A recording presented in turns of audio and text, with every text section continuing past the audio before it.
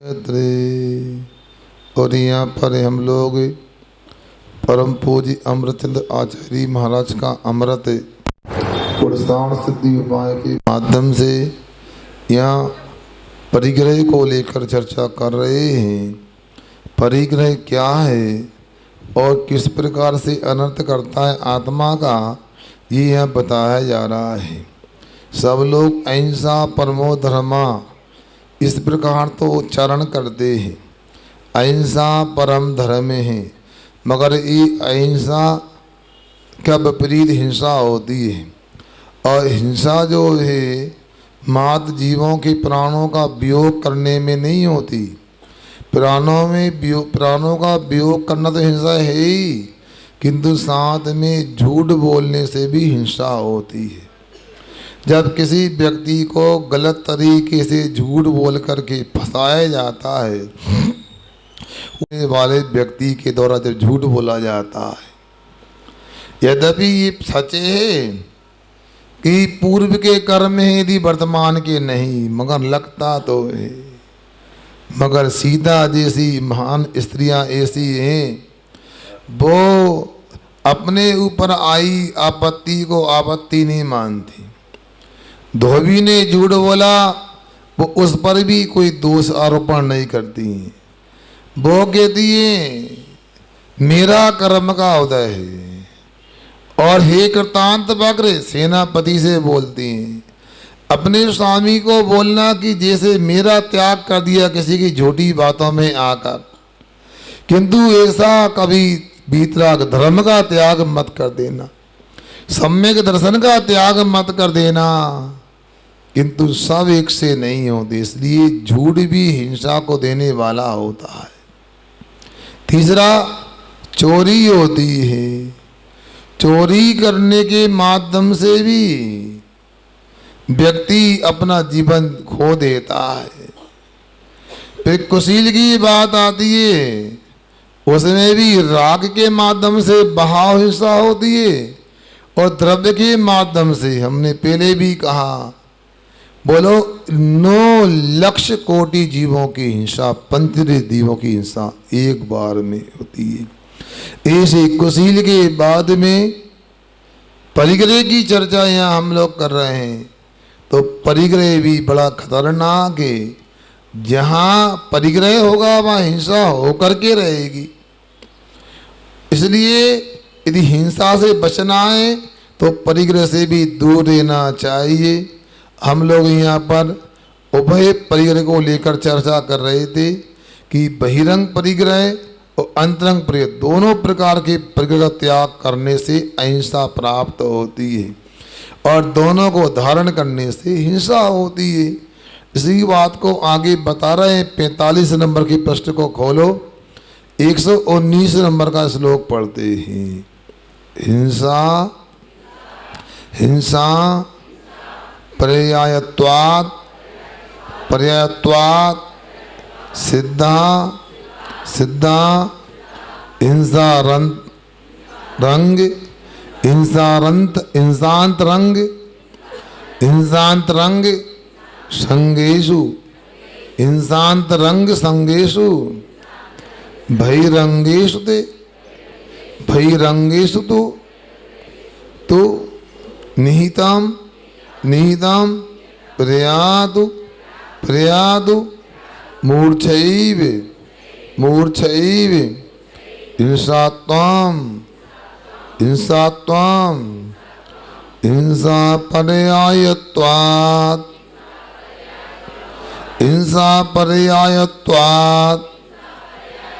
सिद्धा हिंसांतरंग संगेषु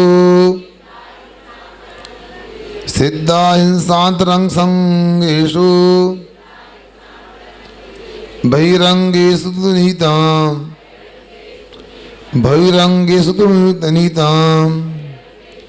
प्रयातु मूर्छैव हिंसात्वाम्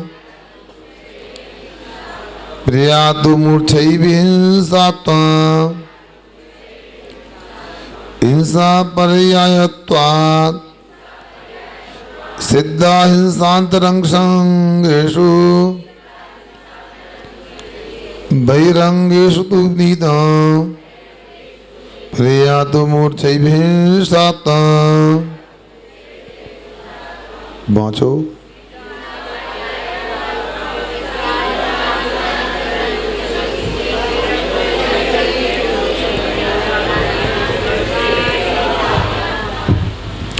अब देखो क्या कह रहे हैं आचार्य अमृतचंद महाराज जी। हिंसा पर्यायत्वात्, हिंसा का ही पर्याय होने से अंतरंग संगेषु, अंदर के परिग्रहों में हिंसा सिद्धा, हिंसा स्वयं सिद्ध होती है। तो और बहिरंगेषु मूर्छा, बाहर के परिग्रह में मूर्छा परिणाम होने से ही हिंसात्म, हिंसा भाव को नीतम प्रयातो नियम से प्राप्त होते। स्वयं अनुभव करो। इस लोकों में जो कहा जा रहा है अपने परिणामों से, अपने भावों से मिलान करके देखो कि बताओ जहाँ परिग्रह होता वह हिंसा होती कि नहीं होती है। देखो व्यक्ति के लिए आभूषणों से, कपड़ों से विशेष अनुराग होता है, ये भी देखा जाता है। कितने भी कपड़े मिल जाएं, आभूषण मिल जाएं, नया नया चाहता है। बोलो होता है कि नहीं? बच्चे हो या बूढ़े हो, महिलाएं हो या पुरुष हो, सबको नया नया चाहिए होता है। कितने संभाल के कपड़ों को रखा जाता है।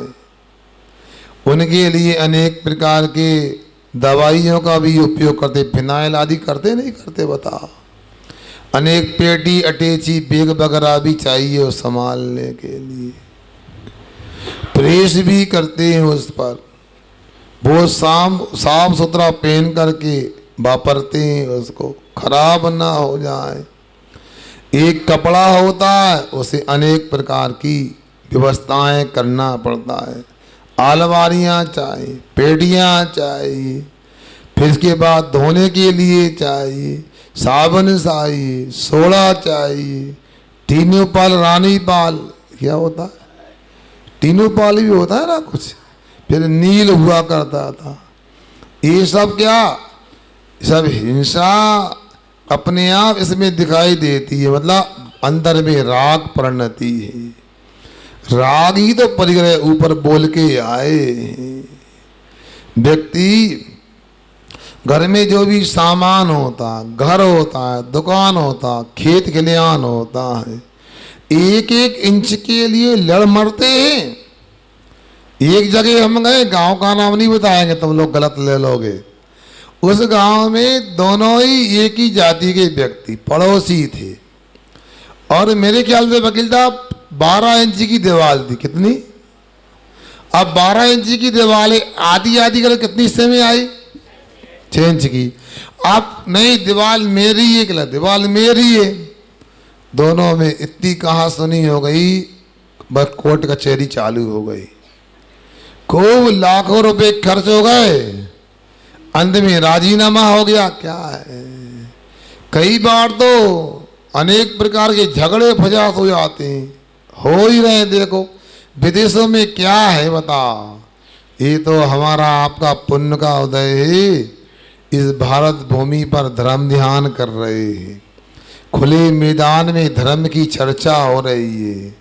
बताओ, कल्पना करो यदि हम लोग रूस में, यूक्रेन में होते तो क्या होता। बताओ, इस बेट बात है। वो फिलिस्तीन क्या बोला है, कहाँ, इजराइल में, क्या ये से बैठ जाओगे तुम?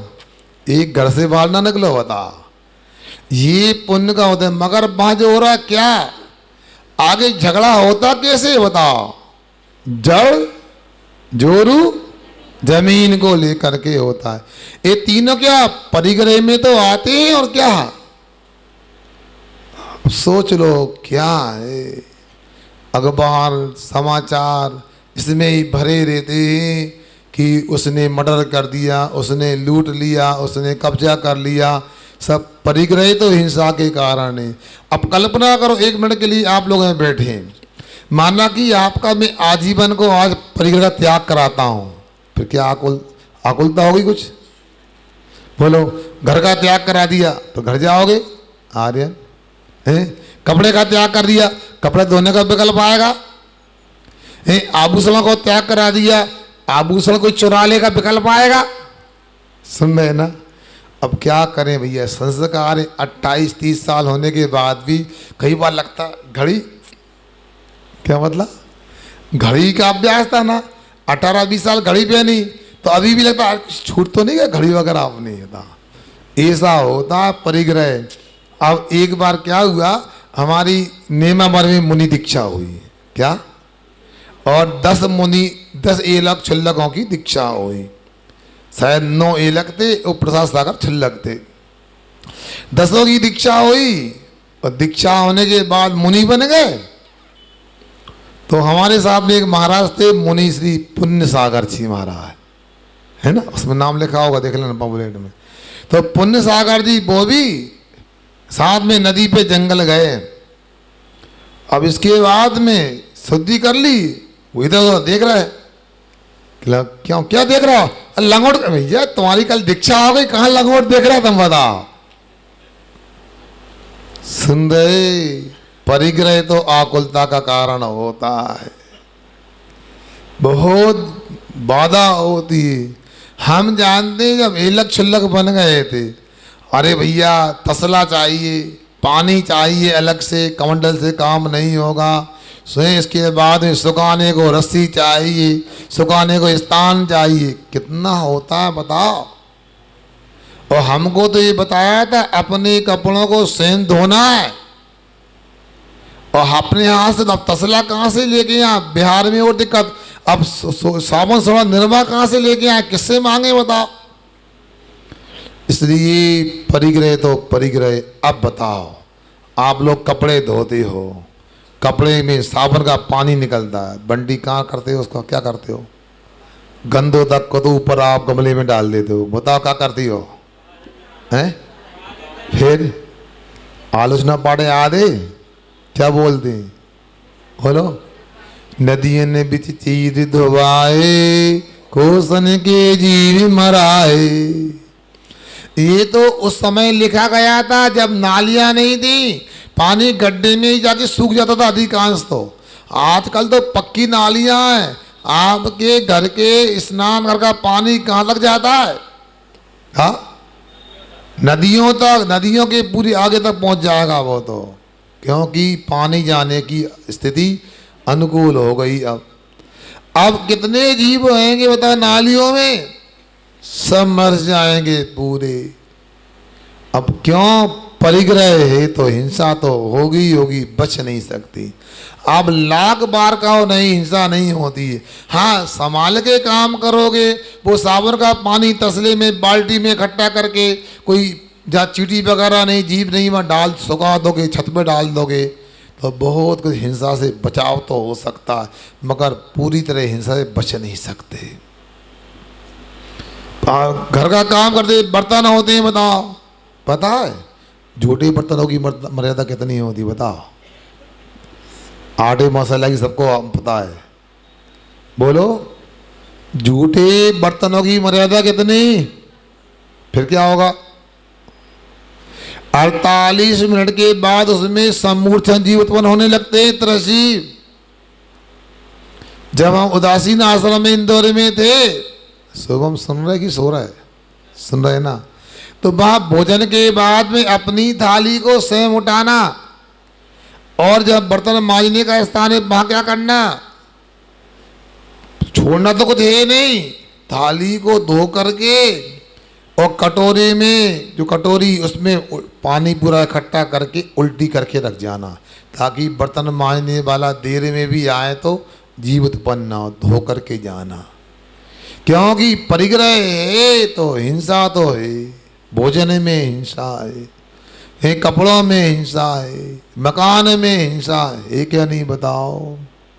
सुन रहे? कई बार चौके से लौट जाता हूँ, क्यों महाराज क्यों लौट गए? कुछ नहीं है महाराज, आप तो लोटो नहीं महाराज। भैया क्या नहीं है, हजारों मकड़ियाँ लटकी थी, जाले लगे थे, बताओ। ऐसा थोड़ी, आपका भी पक्का मकान है तो कम सफाई तो दिखना चाहिए, गंदगी क्यों है। पुराने मकान है, कबेलू वगैरह है, उसमें जाल लगे रहते, इसलिए चंदेबा वगैरह बांधा जाता है। आप लोगों को सोचना है हिंसा कहाँ कहाँ हो जाती है। घर में एक बात तो बताओ कि हिंसा इसमें नहीं होती। रत्न करंडक शराब का आचार की टीका लिखने वाले परम पूज्य आचार्य श्री प्रवचंद्र महाराज से लिखते हैं, ग्रस्तस मोक्षम नास्ति। कैसे लिखते हैं? खंडनी चुल्ली हाँ, खंडनी चुल्ली पेशनी उत्कंबा परमार्जनी पंचसूनाय ग्रस्त से तेन मोक्षम न गच्छति। क्या कह रहे? ग्रस्त से मोक्षम न गच्छति। क्यों? ग्रस्त को मोक्ष क्यों नहीं होता? कभी आप संकट समाधान में पूछा तो करो कि महाराज 2 प्रकार का धर्म बता, कौन कौन सा? मुनि धर्म है, और धर्म करने से क्या होता है? मोक्ष जाते हैं। तो फिर मुनि धर्म से मोक्ष होता तो श्रावक धर्म में क्यों मोक्ष क्यों नहीं होता है? परिग्रह तो रहता ही ये, साथ में हिंसा की तो नहीं होती। कौन सी? 5 सूना संबंधी हिंसा देखो पहले तो। खंडनी क्या होती है? खलबट्टा, सिलबट्टा, ओखली, क्या खंडनी होती, इसमें जीवों की हिंसा होती है। पेशनी चकिया होती है, उसमें भी हिंसा होती है। चौके में कई बार बोलते महाराज आप चने ले लो उबले हुई, आपको लेना चाहिए। ए मसूर ले लो उबली हुई, मूंग ले लो, कैसे लें बताओ? क्रिया कोश में लिखा है आषाढ़ महीने के बाद में कोई भी खड़ा अनाज नहीं लेना चाहिए, उबलना चाहिए। अरे क्या ढूंढ रहे? अच्छा देखो क्या कहा है यहाँ पर? यहाँ कह रहे आषाढ़ के महीने में पानी गिरने लगता है और आर्द्रता आ जाती है, अनाज में भी सीलन उत्पन्न हो जाती है, उसमें भी अंदर जीव उत्पन्न हो सकते हैं। आप संभाल के काम तो करते हो फिर भी बच नहीं सकते, इसलिए 2 दल वाले अनाजों को 2 फाड़ करो हल्के से, थोड़ा सा, या दाल का उपयोग करो सीधा सीधा। अंदर उसमें स्पेस होता है, उसमें भी जीव हो सकते हैं। पीस लोगी चकिया से तो क्या होगा? अंदर के जीव मर जाएंगे। देखा आप लोगों ने काजू वगैरह देखा? काजू कैसे खाते हैं? ऐसे कि तोड़ के? बोलो तो। हाँ, इतना टाइम कहाँ रखा है? उसके अंदर भी तुलूला देखे हैं, कैसे हो जाते? अरे अनाज तो फिर भी मुलायम होता है, पत्थर के अंदर भी जीव हो जाते हैं। सुना एक शांतला नाम की उपन्यास है जयेंद्र की, कोई प्रतिमा का निर्माण हो रहा था, मिस्त्री ने छेनी लगाई, अंदर से मेढक उछक गया, आ गया। संग में थे एक बेंजी चौका लगा रही थी दुर्ग की, अचानक आई, रोने लगी, क्या हो गया? अरे पाप हो गया। क्या पाप हो गया?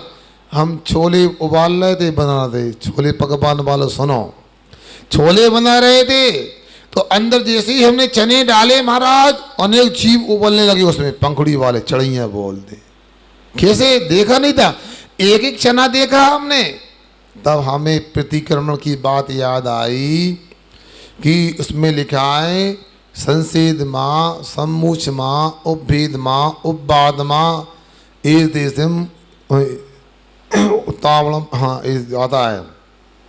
मतलब पसीने में जीव उत्पन्न होते हैं, उसको बोलते हैं समूर्छन जी। नहीं, संसेद माँ, संस्वेदा ने पसीना होता है, स्वेदा ने।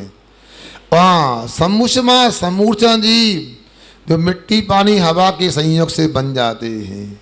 इसके बाद भी उपभेदमा, उपभादमा, उपादमा ने उत्पादनों वाले देवनार की, उपभेदमा पत्थर आदि को भेद के निकलते हैं, अनाज को भेद के निकलते हैं। इसलिए वस्तु को प्रासोक करते हैं तो कभी भी ये नहीं होना चाहिए कि सीधा कर दें। सुना टीवी वगैरह आप लोग देखते हैं, अब कोई ने बता दिया, अब कौन बताया क्या तुम जानो, मगर ये पक्का है सब बातें नहीं माना करो। स्वाद है तो प्रत्यक्ष में ऐसे ही होता जैसे कर रहे हैं अपन लोग। टीवी मोबाइल में तो ना होने से ठीक है। अब मैं कह रहा हूँ, किसी ने कह दिया कि फल में रंग परिवर्तन होता देखने में अच्छे नहीं लगते, सीधा कर दो। केले को अंगार पे ऐसे रख दो, सिगड़ी में चूल्हे पे रख दो, ऐसा गलत। सेब को ऐसा करना गलत है। क्यों? कभी कभी कोल्ड स्टोर के फल होते हैं, ऊपर से ताजे लगते हैं, अच्छे लगते, अंदर उसको सड़ जाते हैं, कीड़े उत्पन्न हो जाते हैं। एक फाड़ तो करो, देखो फिर करो उसको। सुन रहे ना? हम भी नहीं जानते थे, आश्रम में थे, बहुत सी बातें सीखने को मिली, बड़ा उपकार रहा आश्रम का। तो वहाँ पर हमने एक जाम फल आया, हमने चूल्हे में, पानी गर्म होता है, चूल्हे में डाल दिया। एक दादाजी के लिए निकालो उसको, क्या हो गया, ऐसा करते हो क्या? निकल पाया। बेटा एक चीरा लगा के देखो, अंदर भी जीव होती, इल्लियाँ हो जाती हैं। इसलिए कभी भी छिलके के साथ में गर्म वस्तु नहीं करना, अंदर जीव हो जाते हैं। ऐसे कितने प्रकार की हिंसाएँ होती हैं। अनाज वगैरह आप लोग ध्यान रखो, कभी भी 2 फाड़ वाले अनाज हैं, नया आ गया तो असाल तक मना नहीं, बाकी कभी भी 2 फाड़ वाले उबालना ठीक नहीं। मगर पता नहीं क्या करते हैं आप लोग। अरे छोला पकवान खाना मना कौन कर रहा है? 2 फाड़ कर लो चने के, छोले के। अब सको, अब इसके बाद में खंडनी, प्रेसनी, चुल्ली। चुल्ली जानते हो? चूल्हा। पहले जमाने में चूल्हा होता था तो भोजन बनाने के बाद पूरी राख वगैरह निकाल करके उसको पीली मिट्टी से पोतते थे। क्यों पोतते थे? क्या कारण था बताओ? ना देखा ना पोता महाराज हैं? पोता है? अरे कलकत्ता में था। अच्छा अब सुनो, तो वो क्यों ऐसा करते थे? क्योंकि सकरा वगैरह चूल्हे में गिर जाता, जीव उत्पन्न ना हो जाए। विवेक देखो उनका। अब आजकल आप लोग चूल्हा तो है नहीं, गैस चूल्हा रहता है। आप लोगों को समझाते हैं फिर भी समझ में नहीं आता। डॉक्टरों को पैसा देते हैं, आप दवाई खरीद के पैसा देते हैं, मगर सोचो अपने रसोई घर को तो ऐसा बनाओ कुछ जो अहिंसक हो जाए। मगर क्या हो रहा है सुन रहे हैं आप लोग? अब गैस पे भोजन बनता, बेसिक कच्चा रहता है वो तो। मेरे को तो कई बार लगता है कि गैस का खाना ही बंद। अब समस्या क्या है? डायबिटीज में चावल ले नहीं सकते, और रोटी आप गैस पे बनाएंगे तो कच्ची हो जाएगी। इसलिए मैं कल बोला भैया अलग करो इसको, क्योंकि गैस पर जो होता है डायबिटीज वाले का पेट भी ठीक होना चाहिए, और कच्चा सीखता है। ये तो ठीक है, मगर आप मूल बात ये समझो, जो गैस पे भोजन बनाते हैं, बर्नर में अंदर इतना स्थान होता है, छिपकली चुईया भी बैठ सकती है। और आप तो सुनते हैं अब तो लाइटर भी नहीं जलाना पड़ता, चट हो जाता है, उसमें ऑटोमेटिक रहता है। तो ये बड़ी विसंगति हो गई। मगर अंदर देखना चाहिए। आपने कल चाय बनाए, दूध गर्म किया, चाशनी बनाई, नीचे फैल गई, क्या होगा? तो आपको काम करने के बाद भी देखना, पहले भी देखना। पुराने ज़माने में आटा पीसने वाले लोग होते थे, चक्की से आटा पीसाओ, साफ की, फिर दोबारा पीसेंगे तो साफ करेंगे। इतनी सावधानी के बाद ये तो सुना तो है हिंसा, फिर भी हिंसा तो होगी। खंडनी, प्रेसनी, चुल्ली, उत्कंबा। उत्कंबा ने अब कठिन है, कोई नहीं बतावा। हाँ लगाओ, ताकत लगाओ। गिनौची, अब तो छत पे गिनौची होती है, सिंटेक्स, पूरा पानी कैंसरमय हो जाता है, उसमें बीमारी को निमंत्रण देने वाला होता है। व्यक्ति को प्लास्टिक का तो पानी तत्काल भी नहीं पीना चाहिए, महीनों रखा रहता है उसमें। कब साफ करते टंकी को? बोलो ना। साल में 1 आध बार, 2 बार हो गए, बहुत हो गया। अब सोचो पहले जमाने में पानी भरते थे, कुएं से लाते थे, और पानी भर दिया, जितना काम आया ठीक, रात में उल्टा करके रख दिया बर्तन, सुबह सूख गया, नीचे का स्थान सूख गया। इससे क्या हुआ? हुआ कि उसमें काई आदि अनंत कायक जीवों की उत्पत्ति नहीं होगी। अब तो क्या कहना, समय नहीं है, काई हो चाहे कुछ भी उत्पन्न हो।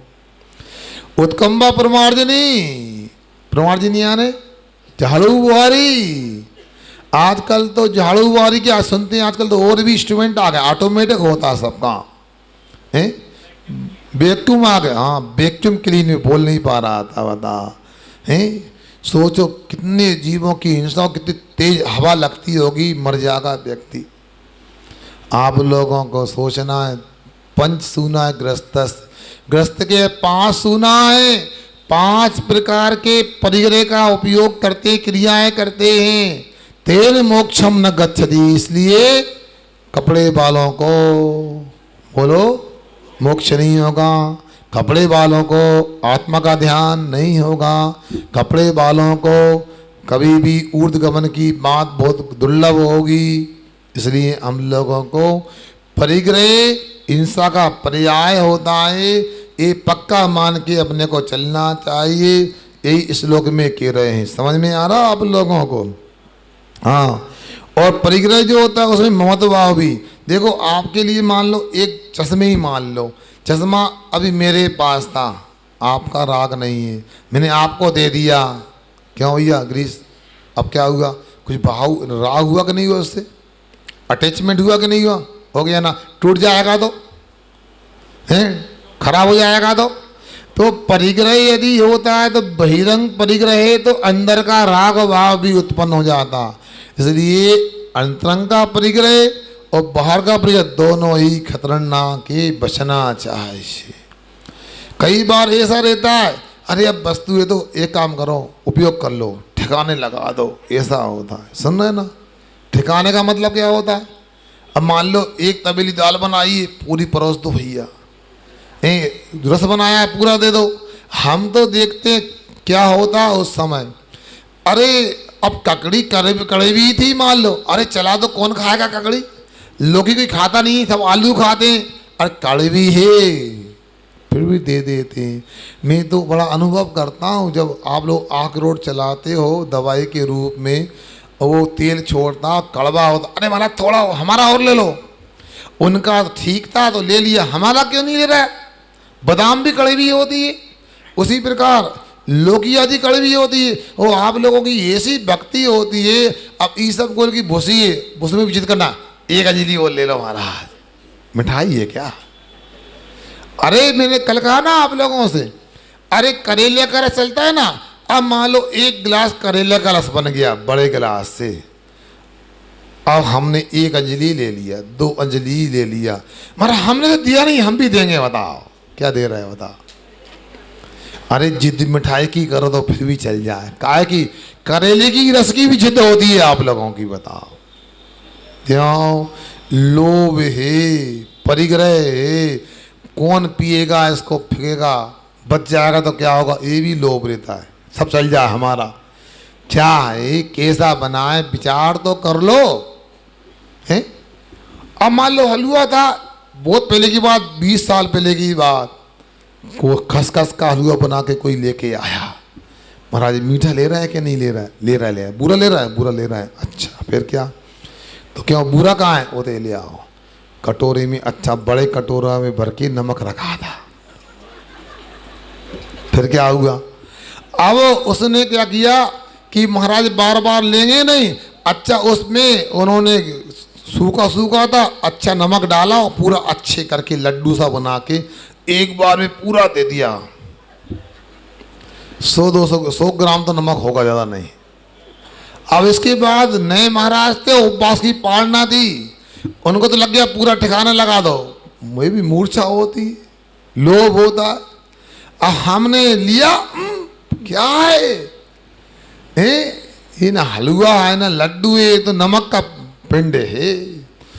अब क्या करें? अब नए महाराज थे, अंतराय करने में भी थोड़ा लग सोचता था क्या करें। अब ये अंतराय बचा सकते हैं, इसको ले लें तो कैसे लें, मगर तो दाल का पानी डलवा डलवा करके लेते गए और बाद में चाशनी पी ली, एक दो अंजलि हमने, मगर असर तो करेगी वो, दस्त लग गए। बताओ, विवेक तो रखो, क्या दे रहा है, कितना दे रहा है, कैसा देना है, बताओ। अब कोई नमक लेता फिटकरी डाल देते। इसलिए कई बार ये राग, ये परिग्रह भी खतरनाक होता है। इसलिए आप लोग विवेक रखो परिग्रह में, देने में भी और उपयोग करने में भी, किसका क्या उपयोग करना है, कितना करना है। कई बार तो ये होता है कि उपयोग कर लो भैया, कुछ लोग ऐसे ही करते हैं। इसलिए परिग्रह बहुत खतरनाक होता है, नरक ले जाके छोड़ता है। तो यहाँ पर अपने को ये जानना चाहिए, जो बाहर की वस्तु अपने पास में, उसमें मूर्छा तो रहती ही रहती है। और दूसरी बात, वस्तु आपके पास नहीं तो त्याग भी कर सकते हैं। बताओ, 9 नदियाँ हैं किसी के पास, 14 रत्न हैं, बोलो ना, 18 करोड़ घोड़े हैं, क्यों टिड्डू भाई, 84 लाख हाथी हैं, गधा भी नहीं होगा तुम्हारे घर तो यार, मालूम। आपको परिमाण करने में कहीं दिक्कत नहीं है, और कल नहीं आज ही परिमाण करना चाहिए, आज ही नहीं अभी करना चाहिए। आयु का बंद हो गया तो तदबाण सूत पड़ा है, भयवारम परिगतम नारकशाईशा। बहुत आरंभ करने से नहीं, बहुत आरंभ के भाव से, बहुत हिंसा के भाव से, बहुत परिग्रह के भाव से कौन सी आयु का आश्रम बंद होता है, हैं? नरक आयु का। अब परिग्रह तो नहीं है, भाव तो है, हिंसा क्रिया नहीं, भाव तो है। इसलिए परिमाण कर लेना चाहिए आपको। सुन रहे ना, ये भोगोपभोग परिमाण भी, जो आपने वस्तु रखी है, मान लो आपने 20 जोड़ी कपड़े रख लिए, कितने रख लिए? अब 20 जोड़ी में भी कितने पहनना है आज है? तो आपको नियम बने कि एक दिन में 1 जोड़ी पहनेंगे, 2 जोड़ी नहीं पहनेंगे। 2 जोड़ी कनिया में तो 2 जोड़ी 3 जोड़ी नहीं पहनेंगे। भोजन कितनी बार करेंगे? अब 5 इंद्रिय की जो भी विषय है सबकी सीमा होना चाहिए। इसके माध्यम से नरक से बच सकते हैं। बोलो, नरक जाना है क्या? कौन को जाना? हाथ ऊंचा करो। जाना कोई को नहीं है, बताओ। परिग्रह परिमाण किसी का नहीं है। क्यों नहीं है? कुछ तो कर सकते हैं ना। आपका यदि मान लो 1 किलो सोना आपके पास में, चलो 1 किलो सोना रख लो, हम 1 किलो में 1 ग्राम भी ज़्यादा नहीं लेंगे। 5 किलो चांदी है, चलो हम 5.5 किलो नहीं रखेंगे। सुन रहे ना, इतना कर सकते हो। हम 5 जोड़ी कपड़े रखेंगे तो 5 जोड़ी रखो। आखिर आप लोगों ने दर्शन नहीं किए महाराजों के, आरी गांव के? किए कि नहीं किए? कब किए दर्शन? किए महाराज के?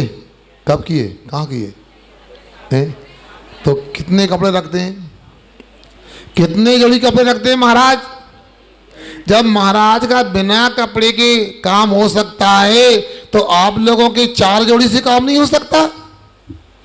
छल्लक जी का 2 जोड़ी से काम हो सकता तो आपके 10 जोड़ी से काम नहीं हो सकता?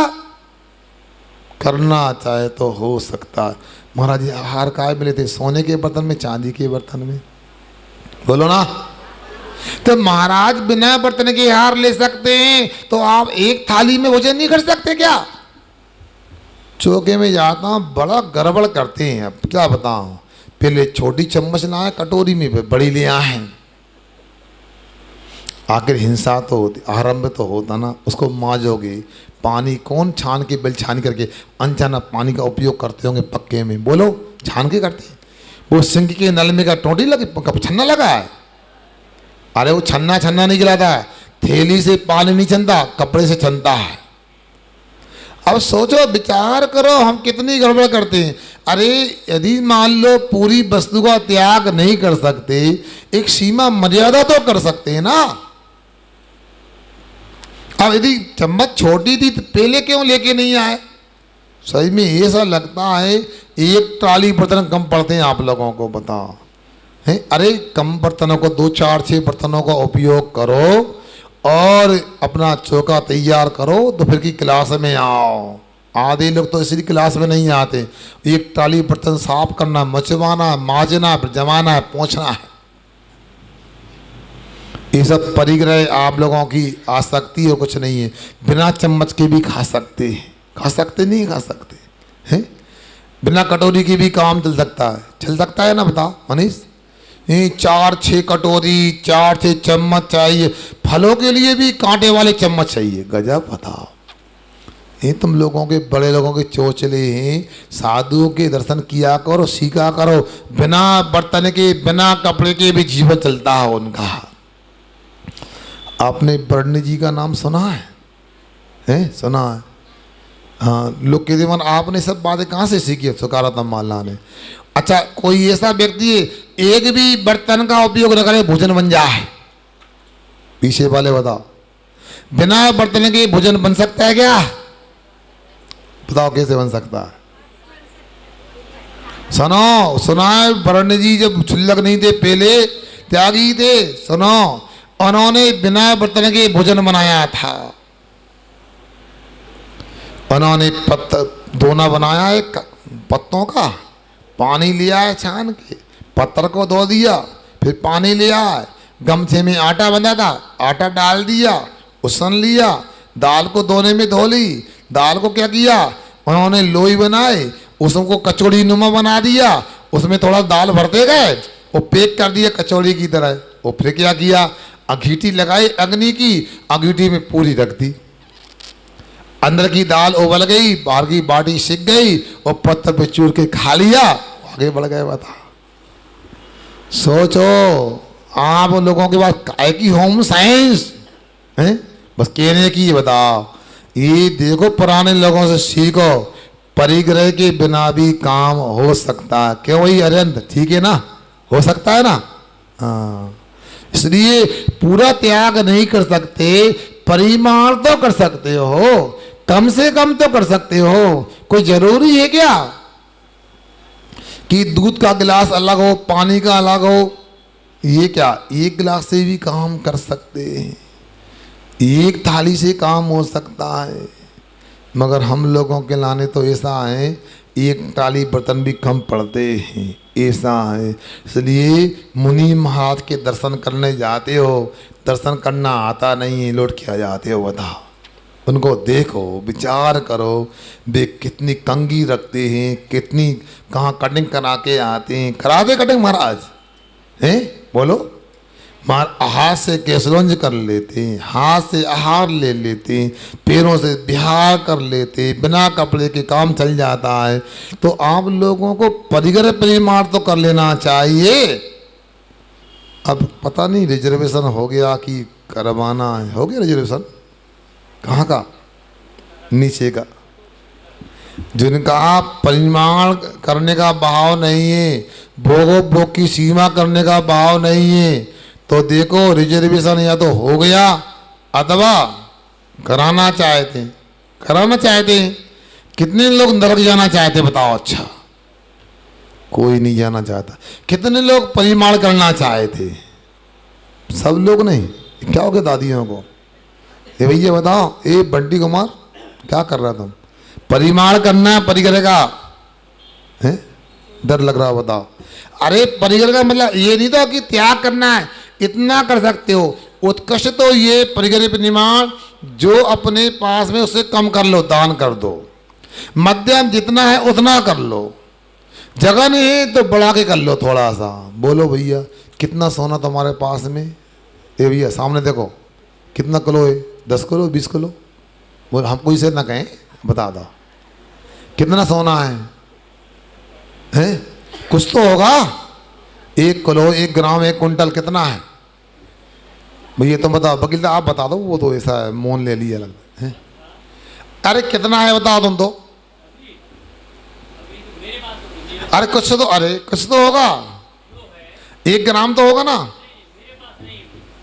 अरे आपके पास बताओ तुम तो। अरे जी सही, ये सही से नहीं बोलना भाई जी, आप बताओ। ये वकील साहब तो घुमा फराए की बात करेंगे। अरे नहीं, अब नहीं बात करो। हाँ तुम बताओ कितना सोना है? हैं? अरे अरे भगवान, वो चालाक है भैया, भैया कह भाई 6 घंटा सोता हूँ। अरे तिजोरी का सोना चाहिए, बिस्तर का नहीं।